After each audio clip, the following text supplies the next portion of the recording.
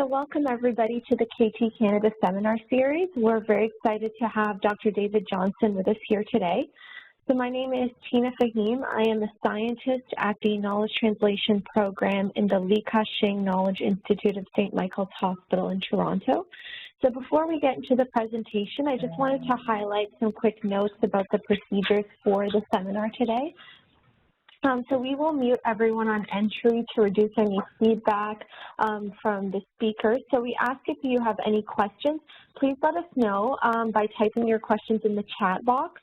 So you can type your question directly to the KT moderator, which will be a private message, or you can send the chat publicly by sending it to everyone, and we'll just read those questions at the end of the session.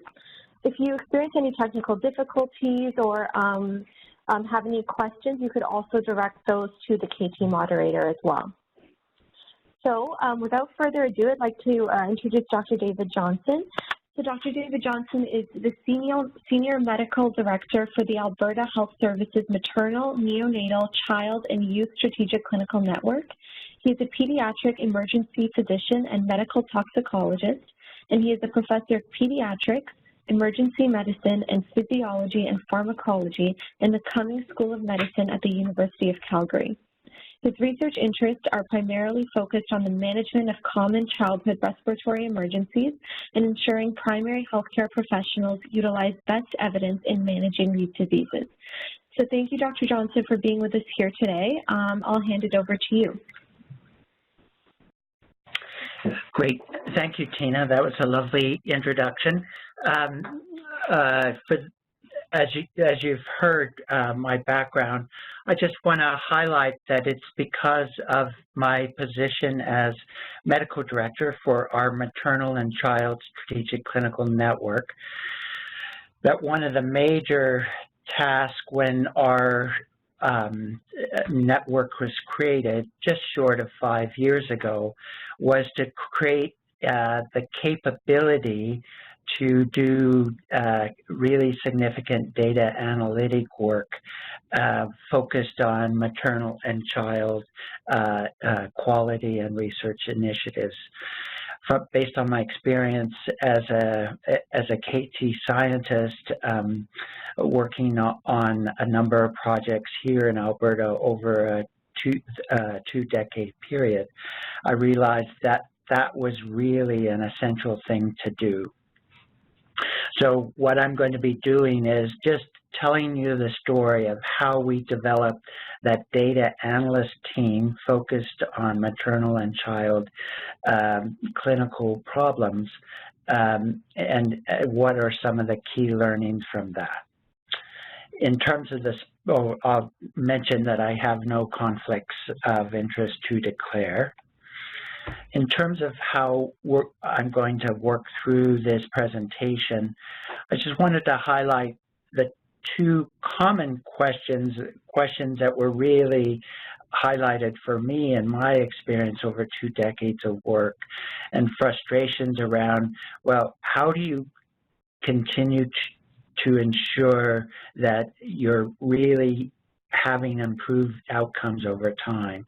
I was very frustrated by the fact that I'd get funding for a project, we'd get results, we know whether or not we made a difference, but we couldn't monitor on an ongoing basis. The other thing was the issue of how you trade off quality and cost, because I could see inherently in many of our projects that likely we were saving money through improving better use of evidence-based care, but I really couldn't get at that. And so those were two key issues that I brought into my position as medical director with a maternal and child SEN, for which I wanted to help move the dial on. Next, I'll talk about the international Intermountain healthcare approach. I think many people are aware of this non-for-profit healthcare organization based in Utah that's done a lot of pioneering work. And I'll talk about them a bit because their the way they approach problems has been so central to what we have done here in Alberta. And I think that'll give a nice segue into what kind of things we've done here. Third, I'll talk about how we have instituted the Intermountain Health care approach here in Alberta to organizations that were created within Alberta Health Services Strategic Clinical Networks. A little bit about what those are for those of you who haven't heard about that. And then I'll highlight our analytics organization within Alberta Health Services, just because I think it's that the lead for that Stafford Dean, who is a PhD economist, is really visionary in terms of how we set it up and how he's greatly facilitated the kind of work we're doing here. I should also note, and I should have done this just at the beginning, I'll just highlight, most people I'm sure are aware that Alberta a decade ago has moved from healthcare regions to having one central healthcare system. And so with the onset of that a decade ago, that's when all of these initiatives at a provincial level first started. The fourth thing I'll just chat about is I'll actually walk through, using the specific example of childhood appendicitis, how we've been able to demonstrate cost at a patient level. And I think you'll find this very interesting, and hopefully you'll also find it exciting and a potential option for how you might approach the problem. And then last, I'll just highlight one particular quality improvement initiative that we've done here at Alberta Children's Hospital, which has substantially reduced unnecessary investigations and treatments over the last year. So going to the common questions, so as I highlighted, there are two key ones. The first is, how do you ensure change in practical results in improved outcomes over time? So obviously, in order to do that, you have to be able to measure outcomes, your key critical project outcomes on an ongoing basis. And I think most of us have done projects where it takes a huge amount of time and inevitably a fair amount of cost. It's often very labor intensive. So in order to have that be possible on an ongoing basis, it needs to be cost a small amount or no ongoing cost and minimal amounts of time in order to do that. And really, I think we all know that the only way you can do that is to utilize health administrative data sets and data sets from EMRs, which many of our organizations are moving to. The problem, of course, is that's not quite so easy as it might seem. You think all that data is in there, it'll be simple to harvest, but in fact, it's very difficult.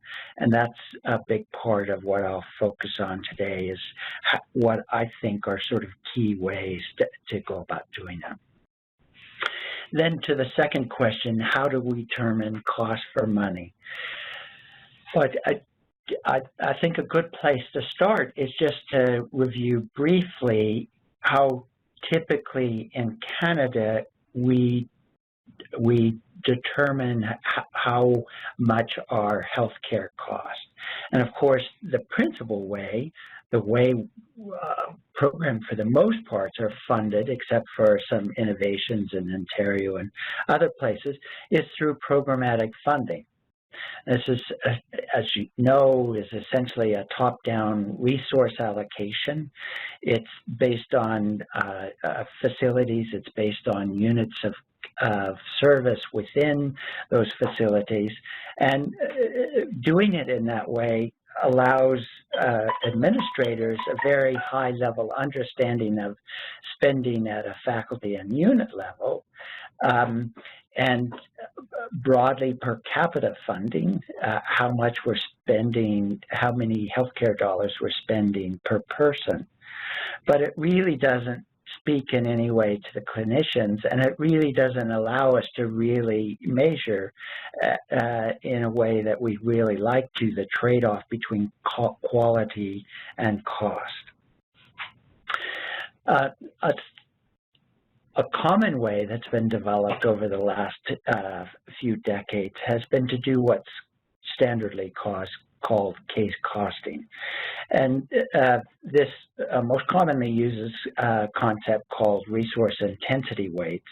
And for those of you who aren't familiar with that, that essentially is a relatively case-weighted measure that's tied to a consolidated group of ICD-9 diagnostic codes.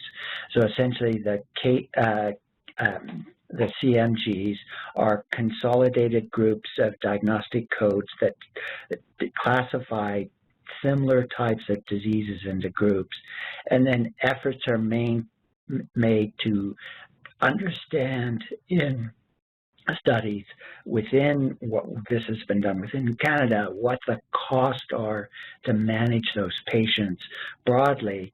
And then the way we use this approach here in Alberta is for our larger hospitals, the top 15 largest hospitals, we aggregate cost at the end of the fiscal year. We determine how many units of RIWs we have, relative intensity weights, based on the patient population using ICD coding at discharge for those patients. And then we make proxy estimates of what those various diseases cost. And that gives us sort of a mid-tier sort of understanding of what it costs to provide service for things like patients with certain surgical problems or managing patients with COPD and similar sort of thing. The problem with that, of course, is you can't really determine whether or not you're changing the dial on what things cost. And so that's the advantage of a kind of costing called activity-based costing, which I'll talk about later in more detail, and this is the approach that's being used here in Alberta.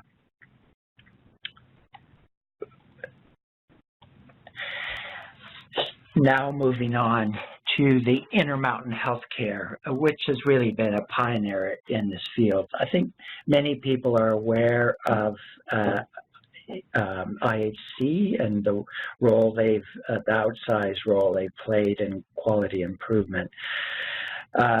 Really, their efforts started in the late 80s. It was led by a visionary oncologic surgeon, Brent James, who was one of the senior medical leaders at one of the flagship Intermountain Healthcare hospitals, LDS Hospital.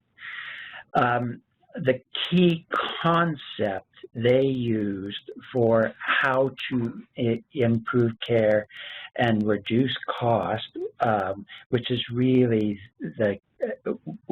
one of the reasons why I think Intermountain Healthcare has gotten so much press and so much attention, is they create quality improvement teams that are composed of frontline clinicians who really can make sense of the data, who really have a sense for how patients are being managed, whether or not the evidence is for management is being followed or not. Data analysts, people who can really delve into the data and provide it back, feedback to clinicians, methodologists, quality improvement specialists who can really help facilitate rigorous study designs to really ensure that our evaluation is of good quality. Incorporation of representation from finance to ensure that costing is a central part of the efforts that's done. And then administrators that represent the higher level buy-in to these important quality improvement studies. And that's a key thing, because inevitably when there are hiccups along the road, you want to make sure high-level administration has your back in these quality improvement initiatives. So Intermountain Healthcare is widely recognized. And just to give you a sense for that, Alberta, a large number of Alberta physicians have been spending time taking the quality improvement program that's available at Intermountain Healthcare. Over the last decade, some of the leading people within Alberta, leading clinicians in quality improvement and improving patient outcomes, started taking courses way back in the 90s and are passionate believers in the IHC way. What also may not be as widely known is that IHC has had a very significant impact on data analytic processes. And so one of the things that I'll make reference to is the data analyst who initially played a very central role in the IHC process actually ended up spinning off their own for-profit software company that facilitates analytics using standard EMRs, and that's called Health Catalyst. That company is based in Salt Lake City. They are now members of the Fortune 500. They've been very successful, and as you'll hear later, they have contracts with many healthcare organizations throughout North America. One example I'll just highlight, a group that we know well, the lead for quality at Texas Children's Hospital, or at least previous lead for quality at Texas Children's Hospital, is a colleague of mine in pediatric emergency medicine, and they in the 2010s made some really striking improvements in the quality of care they've delivered and in reducing also the cost of care. So as I've highlighted on this list, this is the North America's biggest children's hospital. A quality initiative, a large quality initiative, was started in around 2011. Key parts of that I'll highlight was the widespread institution of the EMR system called EPIC, and then purchasing of the services of the analytic software Health Catalyst a couple of years later in around 2013. This next slide just highlights the way they approached the problem. So as you can see here, the clinical teams were the operational improvement groupings. The methodologists were part of it. The analytic system, so data analyst, etc., that included financial costing, etc., they were all plugged into source systems of data. And you'll see this is essentially the model that Intermountain Healthcare has long used. I'll just highlight here, this is a slide that dates back to 2015, which shows just highlights of the number of different improvements in healthcare outcomes and patient experience over the course of a 3-year period, so between 2011 and 2014, all of these substantial improvements occurred.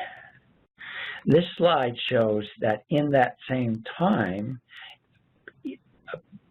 even though there were substantial improvements in outcomes, and we typically think that improvements end up costing more, this demonstrated that the hospital went from the red, as illustrated by a deficit spending. These two lines, the red and the green, are different ways of approximating what their deficit is, went over the course of from 2011 to 2014 from being in the red to being in the black.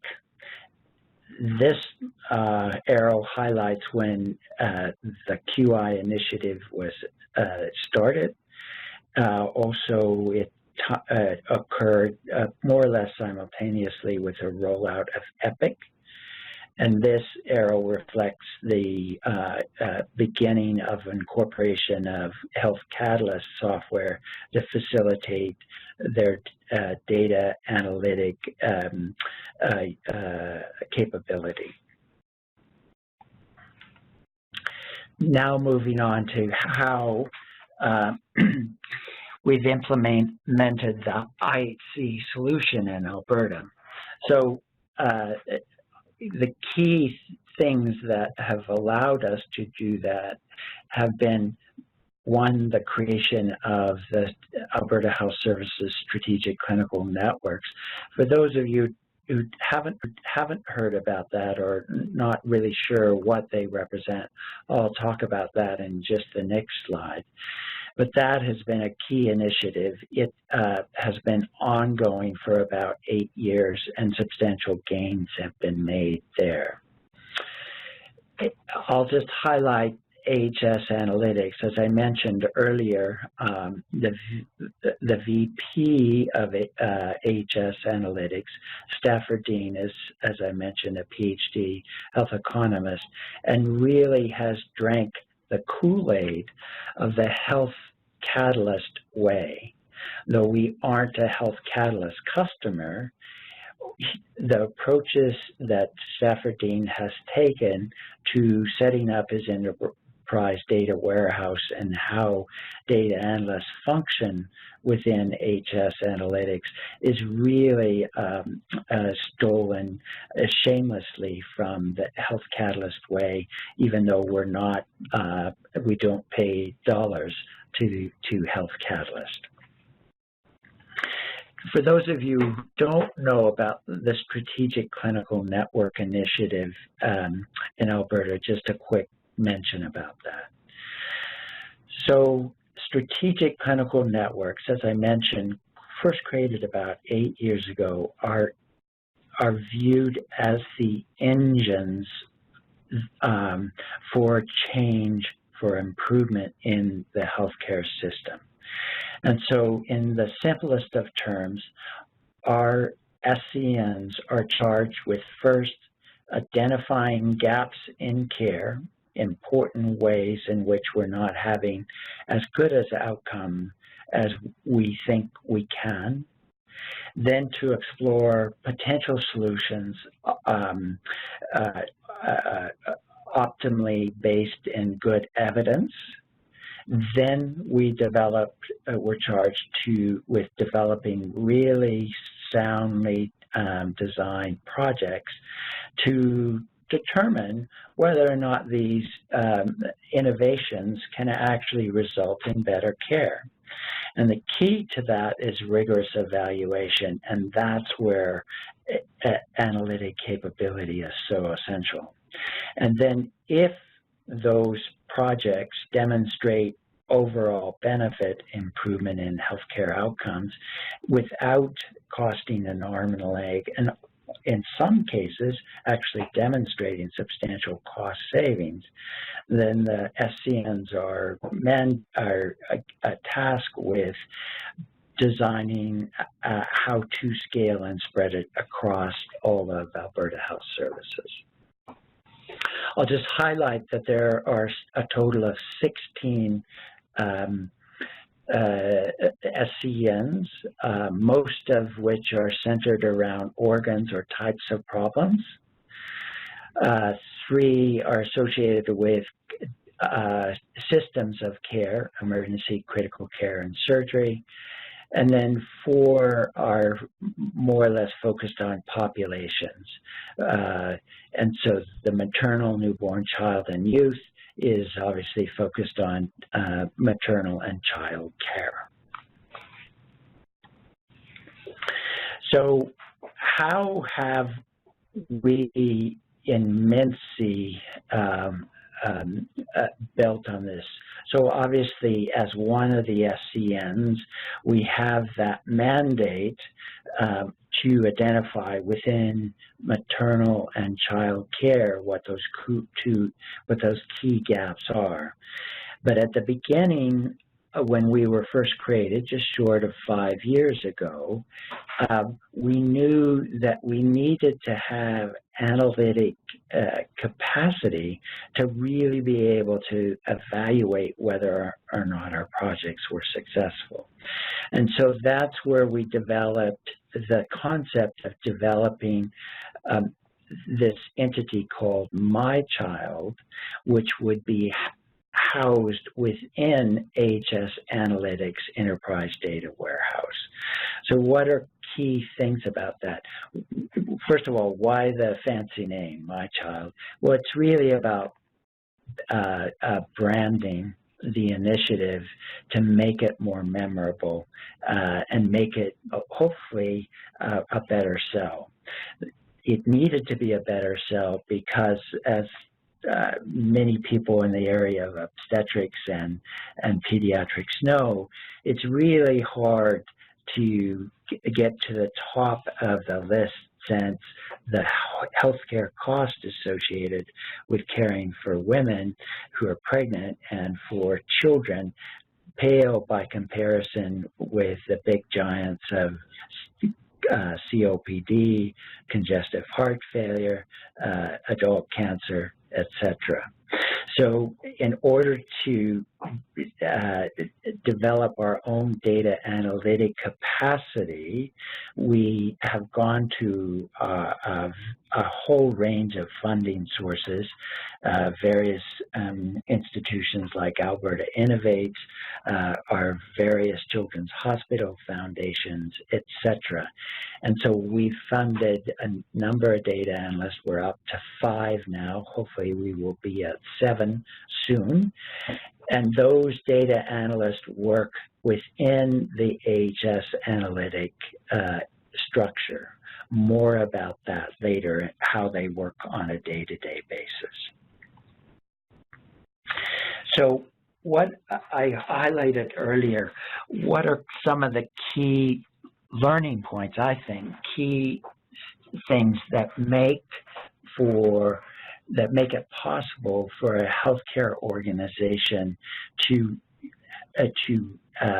successfully use data embedded in electronic medical record to do good quality improvement, good improvement science work.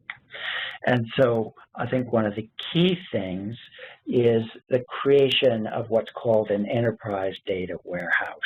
And that's not just using the EMR warehouses, but actually a big lake of data sets that include all the standard things.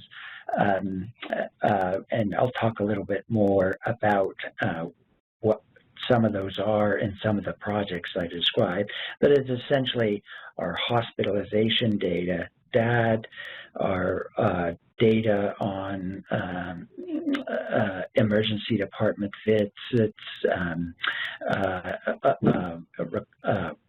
surgery recovery, some ambulatory clinics in NACRs, what's referred to as NACRs, claims data from physicians, which is a good way of capturing outpatient clinic activity in many provinces, plus all the various EMR data sets.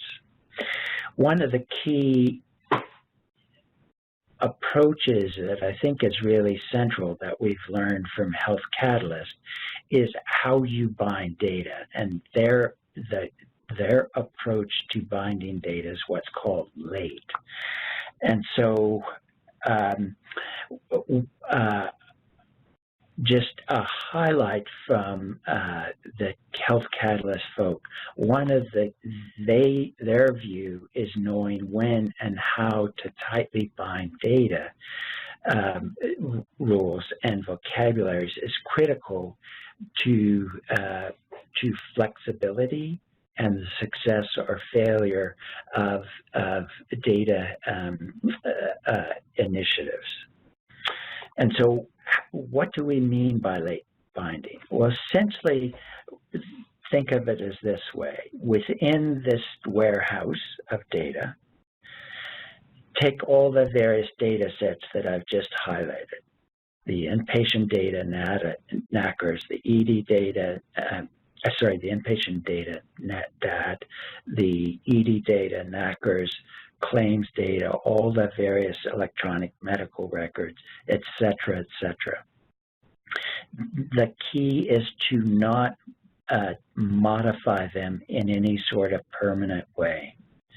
You don't create codes and spend a lot of time discussing exactly how you will define things like length of stay or any of those kinds of things. Rather, instead, those are left intact so one can always go back to their raw form. And then analysts actually write code to extract, link, and analyze the data in very standardized component parts. They're scripted and in standard ways that they can be used and broken down and used again. And the particular language that's used primarily here in Alberta at HS Analytics is the SQL language. And just to highlight that again, whenever a set of data code for a project is written, then if you want to reanalyze that, you actually run it from scratch. You go back to the raw data sets to start with. That allows you to always know what is, there's only one source of truth. You always go back to that, and it also allows you much greater flexibility if you want to change how you define a specific parameter like length of stay or that sort of thing. And then the way you make it more efficient is that when you keep track of those standardized component SQL codes that you can then use as building blocks when you're starting a new project that will minimize the time of new programming need. A second really important, I think, development for us that will really help us here in Alberta is the province and system-wide implementation of one electronic medical record, and that is EPIC. For those of you who aren't aware of this, all of Alberta Health Services will be using EPIC within 3 years' time. We've been undergoing planning for the last 2 years. Our first go live at University Hospital in Edmonton occurred on November 3rd of this month. That has gone well, with of course, some issues that need to be fine-tuned, but broadly went extremely well. Over the course of the next 3 years, all 100 hospitals in Alberta will move to the use of EPIC, and essentially all services will be incorporated into EPIC One EMR. At the same time that I think that's essential to have that kind of data set, it's really important to realize that even though EPIC, for example, makes a huge amount of their analytic tools, the current take on the capability of those tools that EPIC has are, one, they're really new and untrialed. They really have occurred in the last few years only. The nature of those tools are quite limited, and while will be beneficial in more small-scale projects, really can't do the kind of allow the more complex kind of analysis than you need to do really high-level, good quality improvement initiatives.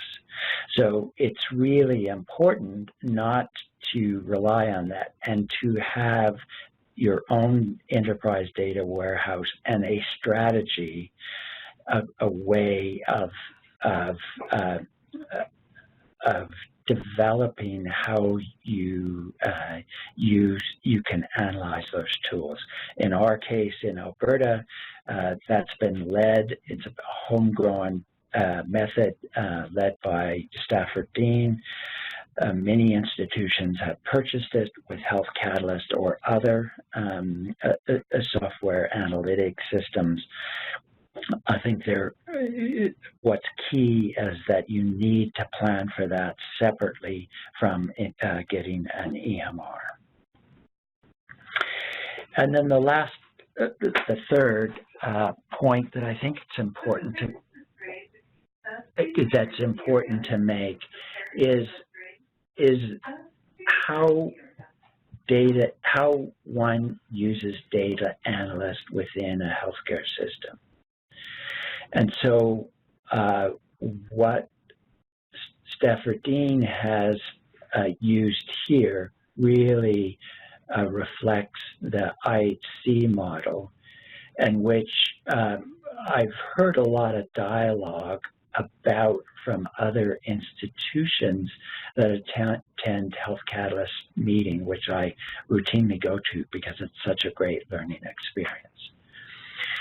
That is that analysts are all part of the analytic team. They are trained by the analyst team. That allows them to have higher level skills. They work in teams, so they learn from each other. They have greater capacity, but they don't spend the majority of their time, only a small part of their time, in the analytic offices. Rather, instead, they spend the majority of their time in clinical settings or research settings where they intermingle with clinicians. So there's really terrific opportunity to understand what the needs are of QI initiatives, what the needs of researchers are. That's a really key point. I think that particular mix really helps optimally utilize the data, make sure you have the highest trained, highest quality data analysts, but at the same time, you have data analysts that are actually working at and help facilitating improvement at the coalface. Now I'll just move on to the next point, which is how we determine cost of care at a patient level. And so that's referred to as clinical activity-based costing. And so what is that? Well, one can describe it in quite simple terms.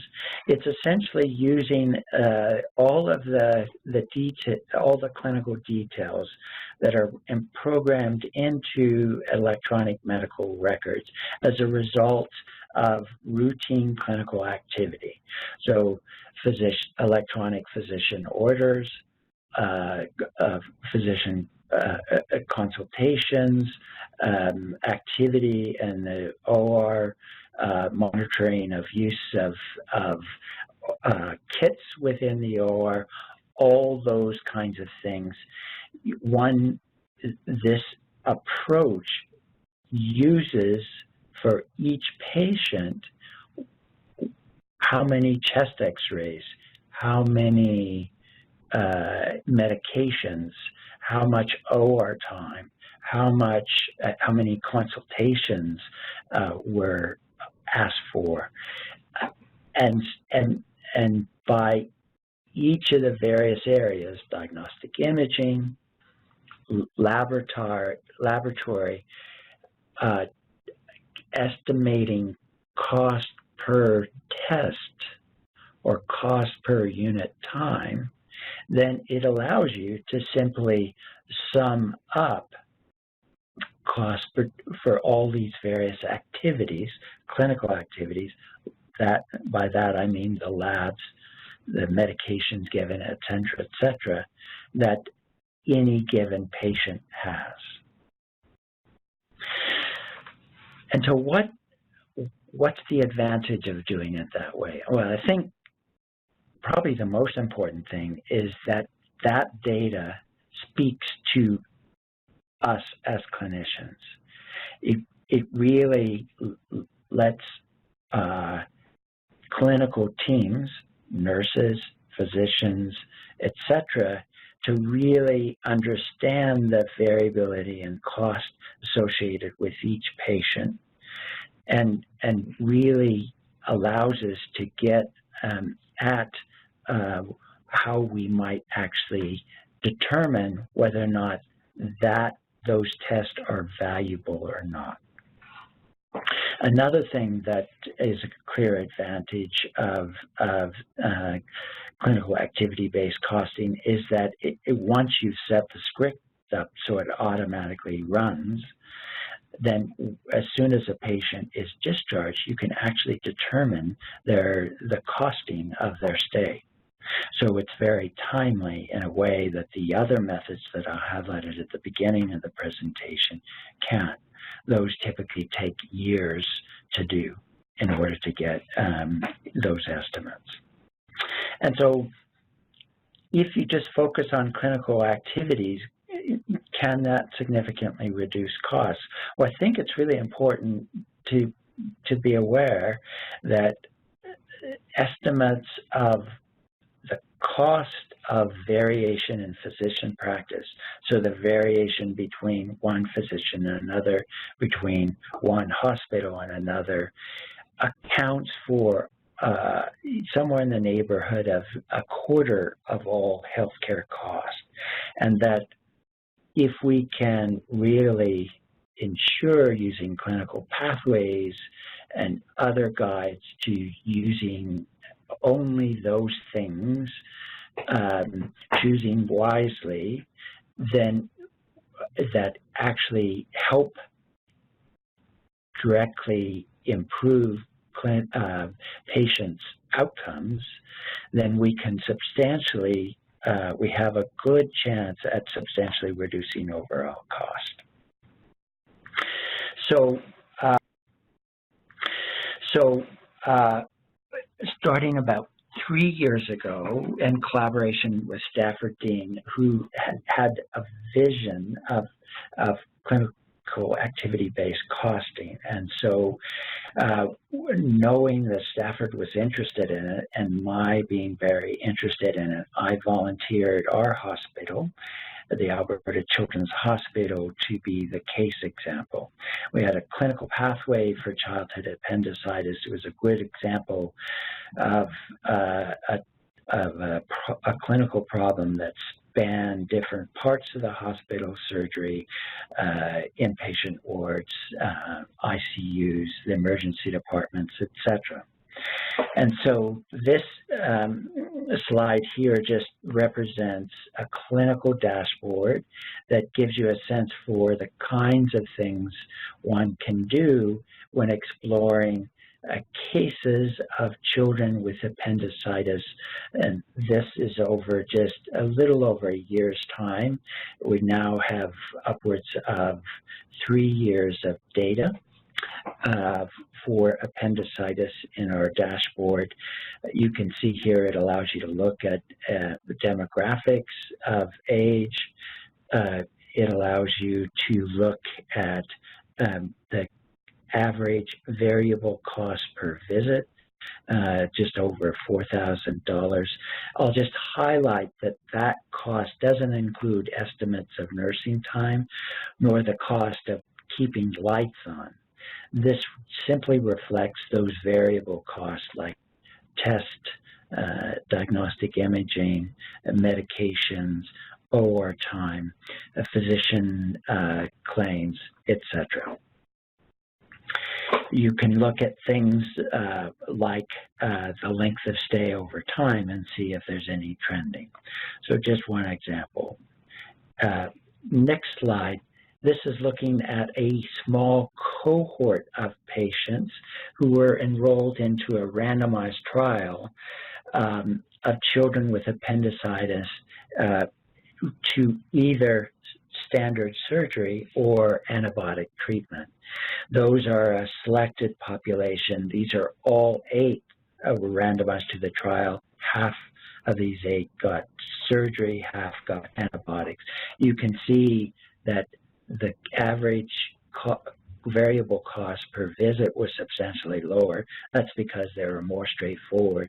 The length of stay was substantially lower than the overall, and there were no readmits.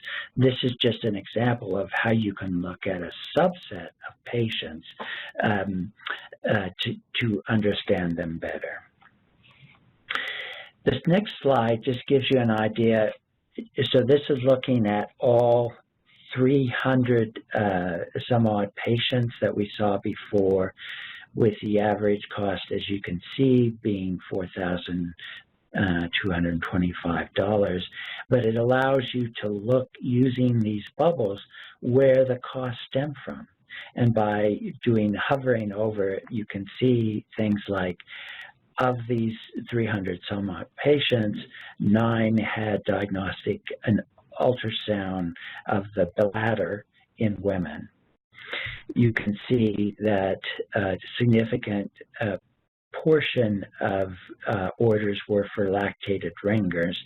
It also, the color coding lets you determine the relative cost per unit, all the way down to a low of just over $1 to a high of $980. So a really nice way to be able to understand how various kinds of things are, what kinds of tests are used on average. And this shows your ability to focus in on one patient. So, for example, this is one patient, and say if a surgeon wants to look at their outcomes when they go on this dashboard, they can look for that patient, what the non-medical costs were in aggregate, the medical cost, and then the total cost, how long that patient was in, how long they stayed in emergency before being admitted, whether or not there was a delay in antibiotics, did they get antibiotics in the ED, did they get analgesics in the ED, etc.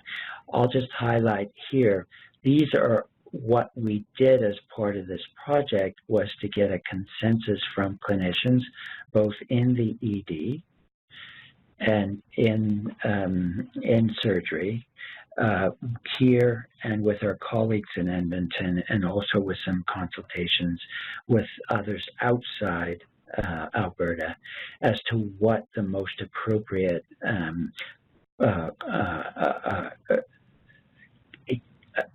quality indicators should be. We have about a dozen, 6 related to emergency care, 6 related to surgical care. And this is an example, and I hope this really tweaks your interest. These are the 10 surgeons that have done surgeries here at Alberta Children's Hospital for appendicitis. It shows their variability across and between themselves of how much they charged over all the patients they saw in that approximate year-plus time period. It also and this is reoperation rate, is just one of the quality measures that have been determined, also shows their results and how they varied. This is simulated, not real data. The actual data, there's a greater differences than this. I hope this last slide and these views really give you a sense that activity-based costing can be very valuable tool for us to improve overall value of care. And I'll just conclude here by just highlighting quickly one of the quality of projects we initiated over the last year. And that was a group of emergency physicians and hospitalists here at Alberta Children's Hospital who joined forces to try to reduce the use of unwarranted testing and treatment in children with bronchiolitis. For those of you who don't know what bronchiolitis is, it's a super common respiratory condition that occurs in children in the first year or so of life. It's very much like asthma, except that asthmatic medications don't really improve patients with these symptoms, and there are many things that we do that really don't have good evidence for their use. So this is a poster that that was developed showing our results. I'll just highlight here ahead of time. The goals were to try to substantially reduce the number of viral panel tests that were done, use of various medications, chest x-rays, use of antibiotics, etc. And I will just highlight here 2 examples of our results. These are run charts over the course of 1 season. This was 1 season, and this reflects viral panels that were done either in the emergency setting or the hospital setting. At the beginning in November, using these run charts, you can see that the overall usage rate was just above 80% through various audit and feedback. So our data analysts work hand in hand to be able to get data back to clinical teams, to individual clinicians in a way that was timely to really show them how they were doing.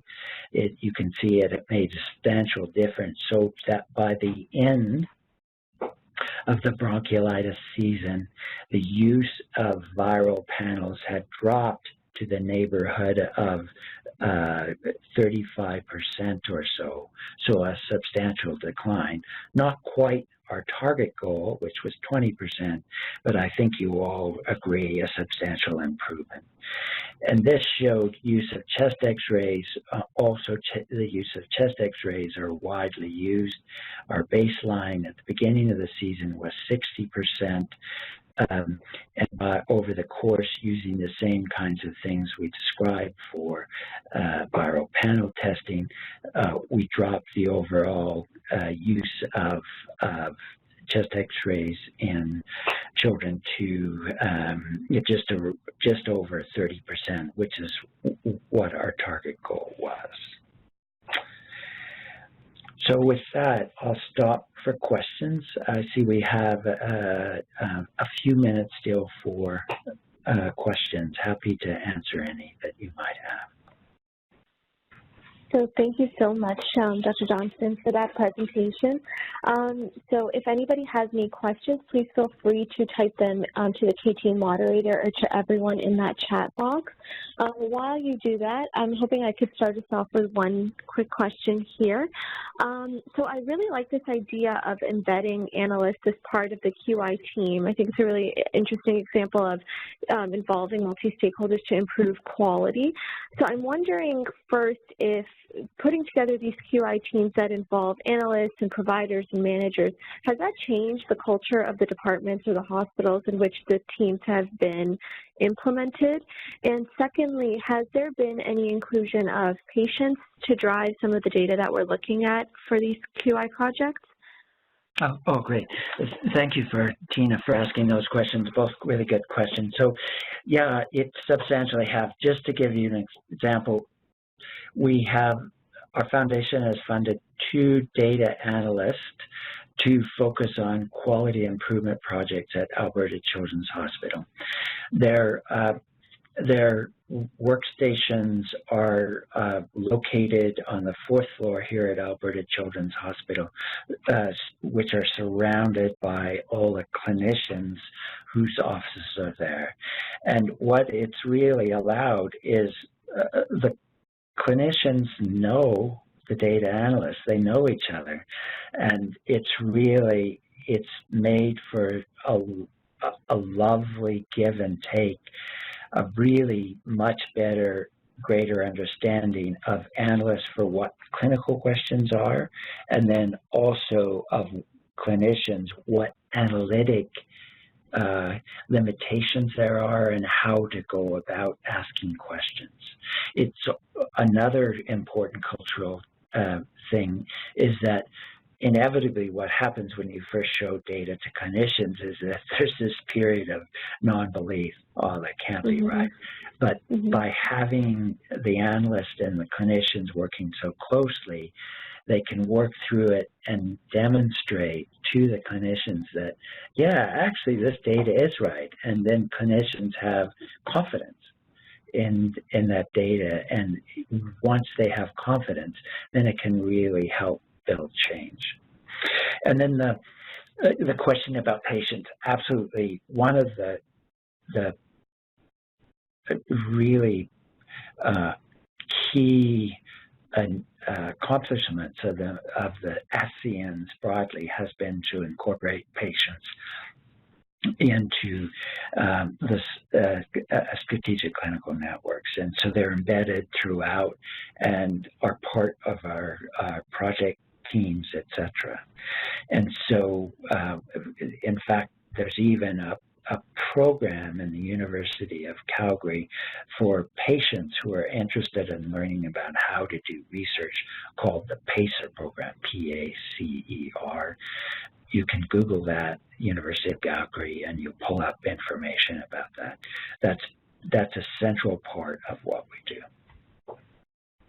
Thank you so much. So we have one question that came in. I know we only have 2 minutes, but maybe we could answer it briefly. So the question came in from Rosman saying, thank you, great presentation, Dr. Johnson. Can you provide some thoughts on how you continue to sustain the changes through these QI initiatives?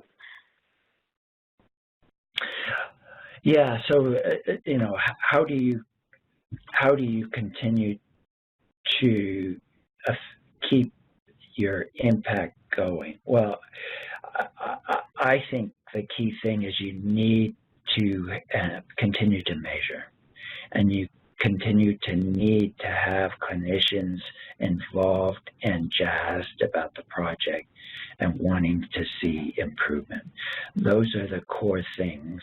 I think if you have data that clinicians believe and trust, and if they're getting it back on a regular basis, and there's a clinical champion who really keeps it alive and fresh, those are the key things to making ongoing efforts to improve possible.